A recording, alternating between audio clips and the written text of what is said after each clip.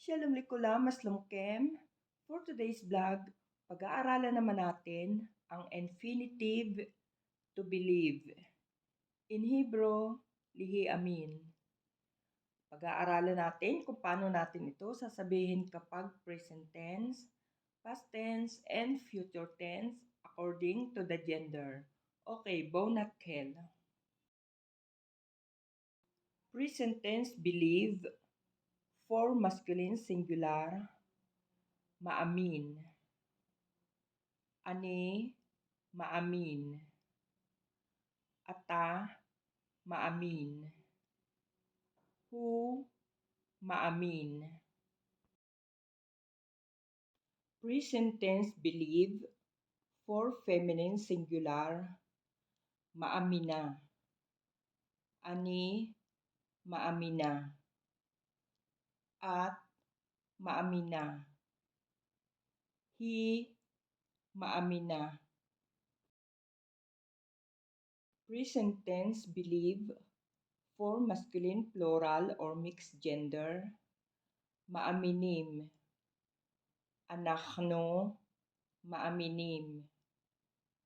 Atem, maaminim. Hem, maaminim. Present tense believe for feminine plural, maaminot. Anachno, maaminot. Aten, maaminot. Hen, maaminot. For past tense, believed.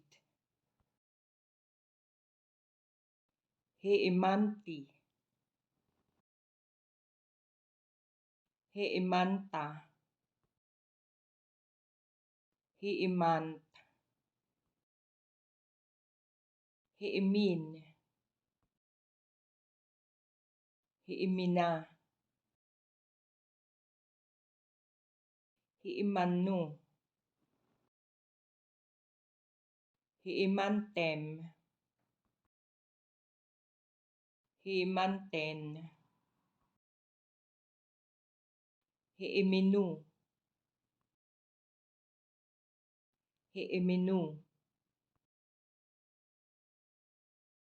Okay guys, for future tense, will believe. Ani, aamin. Ata, taamin. At, taamini. Hu, yaamin. Hi, taamin. Anachno, naamin.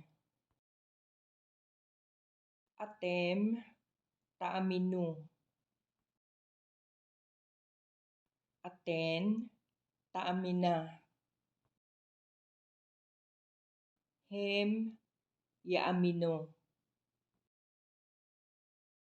Hen, taamina. Okay guys, ito naman ang imperative or ang command. Imperative believe for masculine singular, haamin. Imperative believe for feminine singular, haamini. Imperative believe for masculine plural, haamino. Imperative believe for feminine plural, haamanna.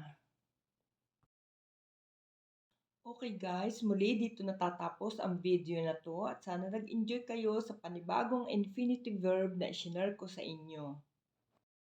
At sa mga hindi pa po nakasubscribe, please subscribe na at huwag ring kalilimutang mag-like, share, and comment at pakipindot na rin po ang icon bell para lagi kayong manotify kapag may bagong upload na videos. Guys, maraming salamat sa panonood ng mga upload videos ko. See you on my next vlog. Lihi Traot.